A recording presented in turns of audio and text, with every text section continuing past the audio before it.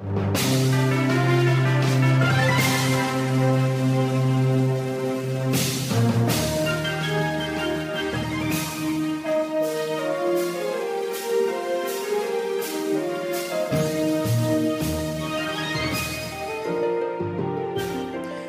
afternoon, Dunkirk and Fredonia listeners, and welcome back to another Monday edition of News at Noon.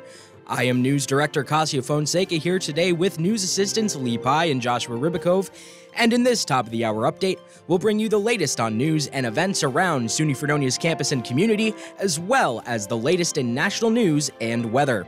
First up, we'll bring it to Lee for our latest campus news updates. Good afternoon, I'm Lee Pye, delivering your campus news. To start off today, here is some solid proof that Fredonia students will persevere even in odd circumstances. Last Friday, Hail Fredonia Records hosted a live acoustic event in the Blue Lounge. Isabella Mowers and Sasha McCoy already performed, and the band Hal & Pals were next up in line before a sudden change in scheduling. Due to miscommunication, the room was rented out by another group during that same time.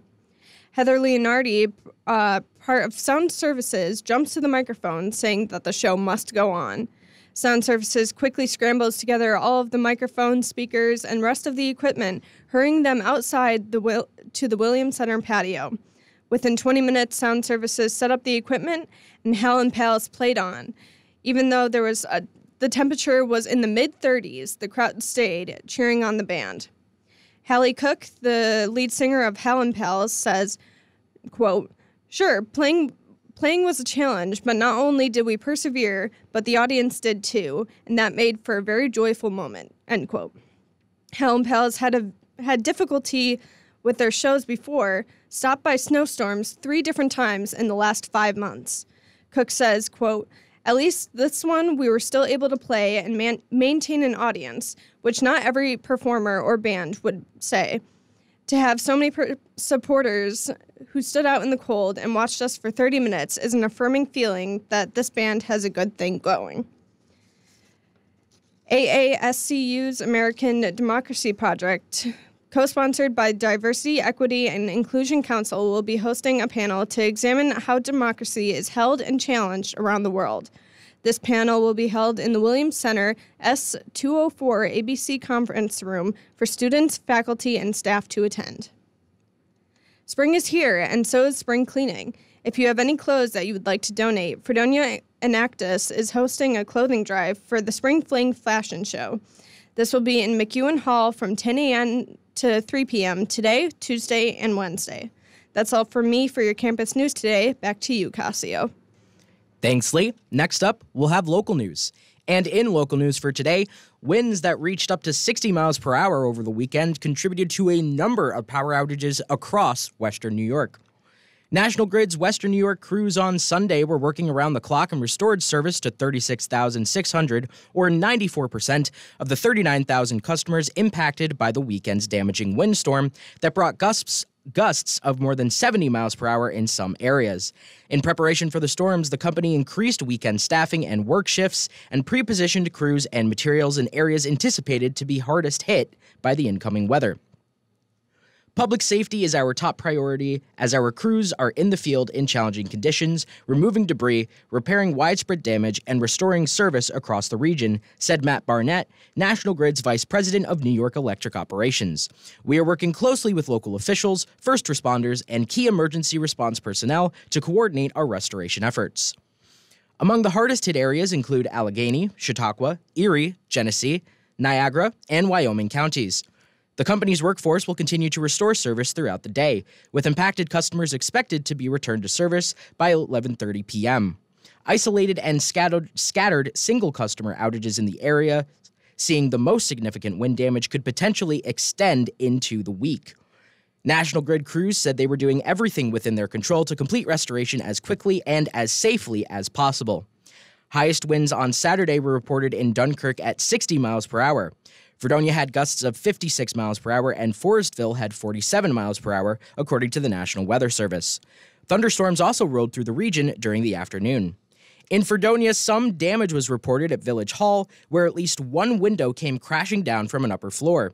That portion of the sidewalk and the Village Hall entrance on Church Street was closed to pedestrians. That's all for local news this week. Next, we'll bring it to national news with Josh. Thanks, Cascio. You might have heard about the Silicon Valley banking crisis earlier this month, in which depositors quickly withdrew their money from Silicon Valley Bank after fears about the bank's health. This is the second biggest banking failure in U.S. history, second only to the failure of Washington Mutual in 2008. However, it looks like there may be a light at the end of the tunnel. Silicon Valley Bank was purchased yesterday by First Citizens Bancshares, a bank holding company based in Raleigh, North Carolina. This means that all 17 branches of Silicon Valley Bank are to become First Citizens banks, and the accounts of Silicon Valley customers will automatically become First Citizens accounts. After the government having seized Silicon Valley Bank and Signature Bank, the Federal Deposit Insurance Corporation, or FDIC, agreed to cover deposits, even those over $250,000, which is the federally insured limit. First Citizens Bancshares is the 36th largest bank holding company in the United States, with about $109 billion of total assets. This acquisition by the bank holding company could be the first step to some economic recovery in the technology sector. Somebody has leaked a part of Twitter's source code on GitHub, and now Twitter is arranging a lawsuit for GitHub to identify the leaker. The leak was posted by GitHub user Free Speech Enthusiast, and Twitter is seeking out any information about the account, including the user's identity, phone number, IP address, and any other information about the account or the person's identity. Twitter contacted GitHub with a request to take down the offending code as it is copyright of Twitter, and GitHub has complied. Despite the leak, it does seem that Elon Musk himself intends on making the source code for Twitter public later this month, announcing that he plans on publishing the code on March 31st. However, Elon Musk has been making this claim about the algorithm needing to be open source for a long time now, even before he acquired the social media platform in 2022. This situation could be representative of one of Musk's alleged fears: former employees taking advantage of their insider knowledge to further damage Twitter's already troubled reputation. There might be a threat of sabotage by former and current staff after Elon Musk has fired about half of Twitter's staff. The Internet Archives has just lost a lawsuit about having hosted their National Emergency Library during the coronavirus pandemic. The National Emergency Library was a collection of literary works established in 2020 to digitally loan out books while physical libraries were closed due to the pandemic, and the collection allowed readers to borrow multiple books at a time. The archives were sued by 4 publishing houses: Hachette Book Group, HarperCollins, John Wiley & Sons, and Penguin Random House for mass copyright infringement.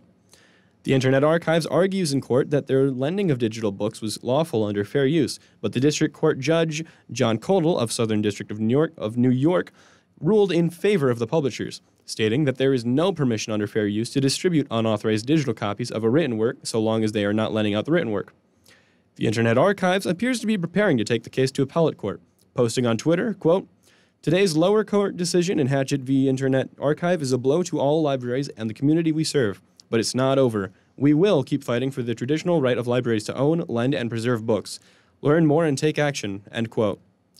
And that does it for today's national news. I pass the mic back to you, Cascio. Thanks, Josh. Finally, we'll take it back to Lee for today's weather forecast. The Northern Chautauqua Weather Update, being brought to you by Fredonia Radio Systems. Thanks, Cascio. The weather today is 43 degrees Fahrenheit, but it feels like 39 degrees. The high is 44 degrees and the low is 35 degrees. It's a cloudy, rainy day with 60% chance of rain and snow shower mix all day today. Tomorrow, Tuesday, will be 41 degrees with a low of 32 degrees and a partly cloudy day. Back to you, Cascio. Thank you, Lee and Josh. That'll wrap it up for this Monday's edition of News at Noon. Local news for this broadcast was prepared and read by Cascio Fonseca. National news was prepared and read by Joshua Ribakove, while campus news and weather were prepared and read by Lee Pye. Board operations for this broadcast were performed by Alex Erwin. Join us for more top-of-the-hour news updates on Wednesday. Until then, take care.